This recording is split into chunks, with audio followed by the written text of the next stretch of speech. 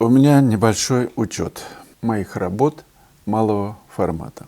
Я решил навести порядок, и чтобы не мучиться долго искать заказанную покупателем работу, я решил помимо названия их пронумеровать и сложить маленькими стопочками друг на друге. Здесь будет еще номер, название и номер. Мне будет легко их искать. Кто-нибудь знает, друзья, почему в YouTube полетели имена подписчиков? Теперь они обозначаются юзер и какие-то цифры. Ну вот очередной юзер.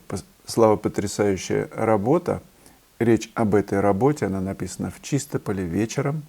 Для вечерних работ нужен фонарик. У меня фонарик с магнитиком для туристов. Очень удобный, в 3 режимах работает. Заряжается от USB. Поле очень хорошее делает, и по литру видно и работу. Я его креплю не на лоб, так он дает блики, а на штатив от зонтика. То есть штатив к треноге, ну а к штативу сверху фонарик. Очень удобно. Так вот вопрос, как вам удается в цвете асфальта, например, увидеть столько оттенков? Ну, это видение, результат замечания. Но посмотрите на лицо человека, когда оно еще освещено и холодом, и теплом. Там столько всего. Поэтому бывают живописные портреты и сухие, где там 1-2 краски. Все. Наша задача научиться замечать это количество оттенков, которые есть. Плюс еще сочинять, делать свою версию. Ведь каждое живописное полотно, даже маленькое, это результат преобразования в мозгу и нахождения таких цветовых оттенков, которые, соседствуя друг с другом, создают гармонию. Все дело в этом. Увидеть эту гармонию внутри и материализовать ее на холсте. Дело простое. То есть то, что сделано, работа, это результат видения художника. Видеть нужно научиться, замечать. Все время смотреть на мир, на простые абсолютно сюжеты. Мы же ходим по улицам, не знаю, в дома сидим, в угол какой-то смотрим. Как на магию сочетания цвета, цветовых пятен. Об этом мои уроки. Заходите в школу, приезжайте на класс. Ближайший класс будет на Академичке в январе месяце, а потом в Армении весной, в апреле, в начале я собираю группу. Вот 2 группы, записывайтесь. На сайте информация есть. Так что путь к этому есть. Поработаем вместе, будете замечать, будете писать, будете видеть. Михаил Белоусов, 726. Мучает один вопрос. При работе над холстом в несколько сеансов свойство тянущего грунта, водоэмульсионная краска, пропадает. Последующие слои как бы по полумасляному грунту. Появляется блеск, краски как быть. Но у меня такого нет. Может быть, просто грунт. Я не знаю, я Dulux краску покупаю подороже. Ну, если появляется блеск, да, как быть, и неудобно работать. Ну, может быть, матовым лаком покрывать, чтобы этот блеск выровнять. Но это уже потом. Второе, что приходит на ум, это все-таки краска, которую вы пишете. Может быть, в ней много масла. Ну, подороже краски. Не знаю, мастер-класс я краски использую, не бывает проблем. Если у кого-то из вас есть решение этой задачи, подскажите, пожалуйста, в комментариях. Юзер MLM, там много цифр, все позбивались подписчики именно. Мне кажется, лучше передвижников пейзажи уже никто не напишет. Художникам нужно рисовать что-то другое.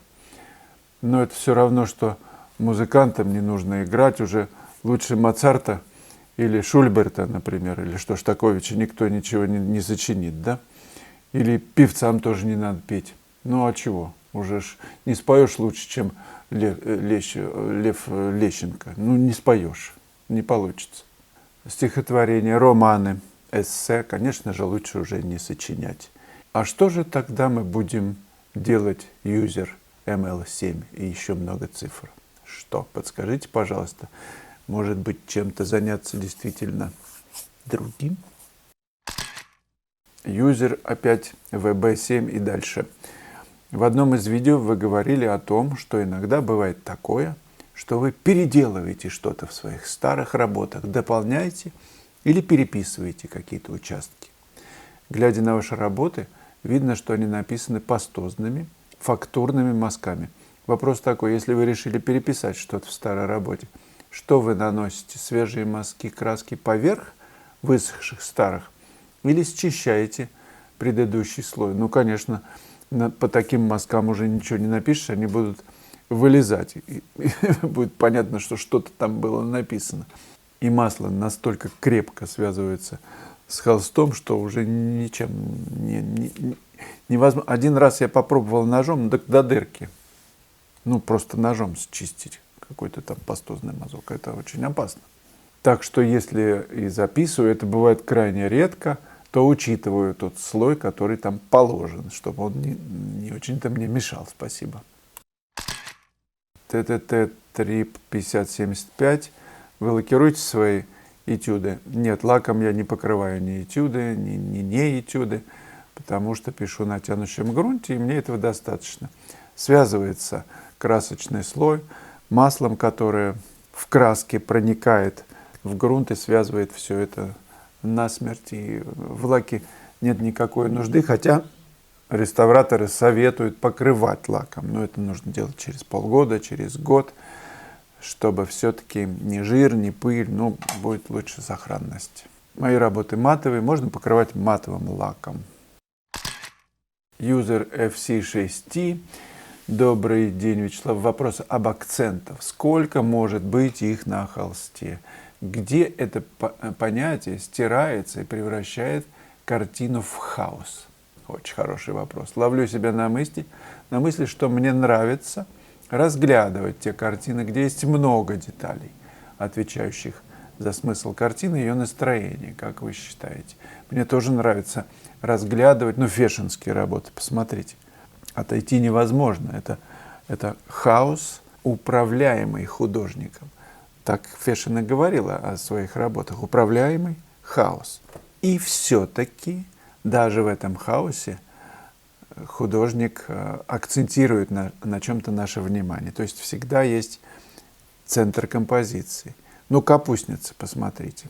Понятно, что все интересно, но взгляд к ней. Мы рассматриваем работу, смотрим на персонажа, но возвращаемся к ней. И можно разделить эту работу на персонажей, увидеть, и в каждом персонаже есть свой акцент. Представляете, сколько там акцентов? Сосчитать невозможно. Есть работы, где их много, есть работы, где их вообще нет. Но пусть будет хотя бы один. Мне кажется, главное в том, чтобы мы помнили, что акценты нужны, что они есть, что на них нужно обращать внимание, их нужно проявлять, делать.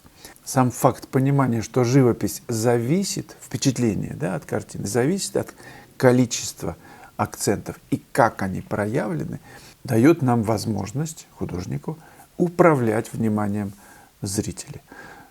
Представляете, я не знаю, «Мастер и Маргарита» Булгаков. Там же вообще сюжетные линии, сколько их там. И в каждой есть свои акценты. Так и здесь может быть многоплановая живопись, даже если вы пишете пейзаж.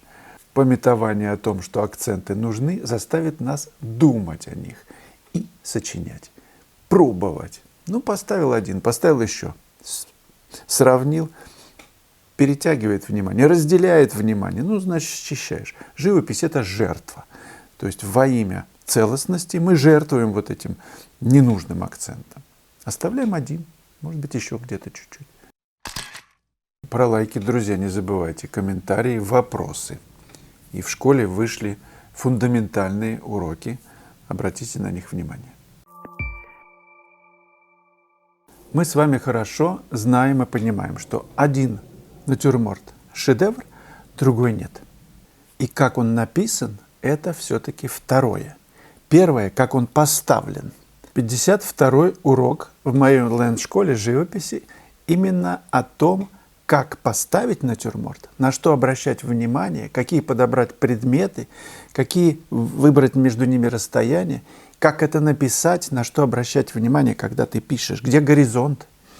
Это теоретическая база на основе большого количества примеров с детальным разбором, чтобы понять, как поставить, как написать, нужна ли ткань, не нужна ли ткань, Какой задний план или вообще без заднего плана? Вопросов очень много. Урок объемный на 50 минут, и это базисный, фундаментальный урок для тех, кто стремится к совершенству в живописи. 52-й урок «Композиция в натюрморте».